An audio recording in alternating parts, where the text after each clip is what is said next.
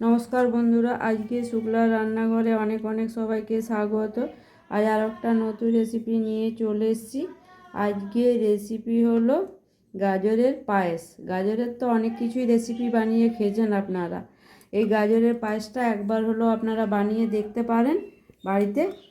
আমি সবারই প্রথমে গাজর নিয়ে নিয়েছি, গাজরটাকে ধুয়ে নিয়েছি। গাজরের খোসাটাকে এইভাবে আমি ছাড়িয়ে নেবো হালকা করে।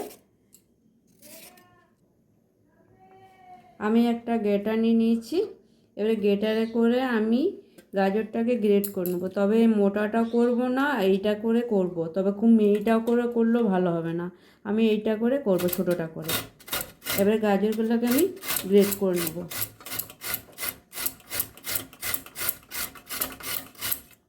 এই গাজরটাকে আমি সুন্দরভাবে গ্রেট করে নিয়েছি। আর কত সুন্দর দেখাচ্ছে গাজরটা, আর একদম সব একইভাবে গ্রেট হয়েছে। আর এই লাল গাজরটা নিলে বেশি ভালো লাগবে। একটা অরেঞ্জ কালারের পাওয়া যায়, ওই গাজরটার থেকে এই লাল গাজরটা দিয়ে করলে বেশি ভালো হবে গাজরের পায়েস। এখানে নিয়ে নিচ্ছি একটা বাটিতে করে আমি গোবিন্দভোগ চাল দিয়ে করলে এটা গন্ধ আর খেতে দুটোই ভালো লাগবে। গোবিন্দভোগের যে চালটা সেন্ট উঠে একটা, গোবিন্দভোগ চালটা সেন্টটা দিয়ে বেশি ভালো লাগে খেতে। আপনারা চাইলে দেরাদুন রাইস দিয়েও করতে পারেন, কিংবা বিরিয়ানির চালগুলো দিয়েও করতে পারেন। তবে ওই চালগুলো দিয়ে করলে অত সুন্দর সেন্টটা ওঠে না, যে সেন্টটা গোবিন্দভোগ দিয়ে উঠে। এখানে দিয়ে দিচ্ছি আমি 4 চামচের মতো চালটাকে একটু ভিজিয়ে দেবো। এই আমি একবার দুবার ধুয়ে দেবো, খুব বেশি দেবো না, তবে সেন্টটাও ভালো থাকবে না। চালটাকে আমি ধুয়ে জল পাল্টে একটু ভিজিয়ে দিলাম।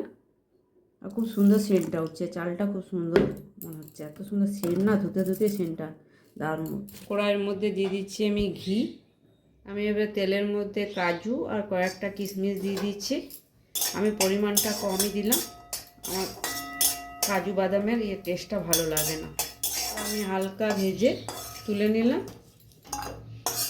এর মধ্যে দিয়ে দিচ্ছি 2টো এলাচ ফাটিয়ে নেওয়া, অল্প তেজপাতা, গ্রেট করে রাখা গাজরটা দিয়ে দিচ্ছি। গাজরের মধ্যে দিয়ে দিচ্ছি আমি 2 চামচ চিনি। আপনারা যদি মিষ্টির পরিমাণটা বেশি খেতে চান তখন চিনির পরিমাণটা বাড়িয়ে দেবেন। তবে আমি একটু হালকা মিষ্টি করব, আর গাজরও মিষ্টি। আর এখানে আমি গুঁড়ো দুধও দেবো, গুঁড়ো দুধটাও অনেকটা মিষ্টি।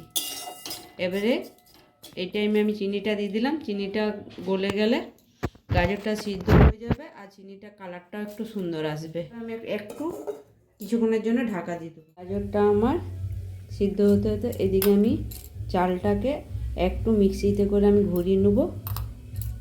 এইগুলোকে আমি হালকা করে ঘুরিয়ে নেব, তবে একদম মিহি পেস্ট করব না, একটু দানা দানাভাবে পেস্ট করে নেব। এই কালারটা কত সুন্দর এসছে চিনি, আর চিনিটাও গলে গেছে, গাজরটা অনেকটা সিদ্ধ হয়ে গেছে। এবারে দিয়ে দিচ্ছি চালটা আমি এভাবে পিষেছি, এই একটু দানা দানা আছে। এবার চালটাকে দিয়েও আমি একটু নাড়াচাড়া করে নেব। এবারে দিয়ে দিচ্ছি দুধটা আমার জাল দেওয়া দুধ, 1 চিমটি নুন। মিষ্টির সাথে নুনটা দিলে বেশ স্বাদটা সুন্দর আসে, আর ব্যালেন্সটাও খুব সুন্দর হয় মিষ্টি। এই চাল গাজরটা সুন্দরভাবে আমার সিদ্ধ হয়ে গেছে, আর এরকম ঘনত্বটাও হয়ে গেছে। এবারে দিয়ে দিচ্ছি গুঁড়ো দুধটা।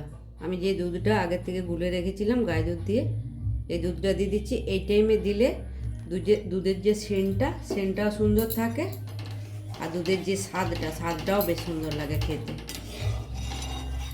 এবার এই অবস্থায় আমি একটু দুধটা দিয়ে ফুটিয়ে নেব, আর দিয়ে দিচ্ছি ভেজে রাখা কাজু কিশমিশগুলো। এই আমার গাজরের পায়েস হয়ে গেল। এইভাবে আমি ঘনত্বটা রেখেছি। এবার আমি গ্যাসটাকে বন্ধ করে দিলাম। এটা ঠান্ডা হলে, যেহেতু চাল দেওয়া আছে, এটা অনেকটাই আরও বসে যাবে। আর এবার শীতকালে তো আরও বেশি বসে যায়। আপনারা তো গাজরের হালুয়া বানিয়ে খেয়েছেন, এইভাবে একবার গাজরের পায়েস বানিয়ে দেখতে পারেন, আশা করি ভালো লাগবে।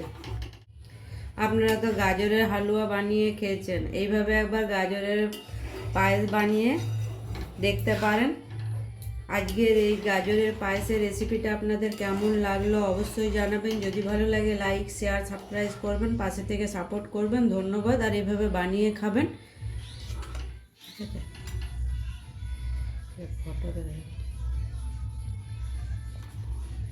আপনারা তো গাজরের হালুয়া বানিয়ে খেয়েছেন, এইভাবে একবার গাজরের পায়েস বানিয়ে দেখতে পারেন।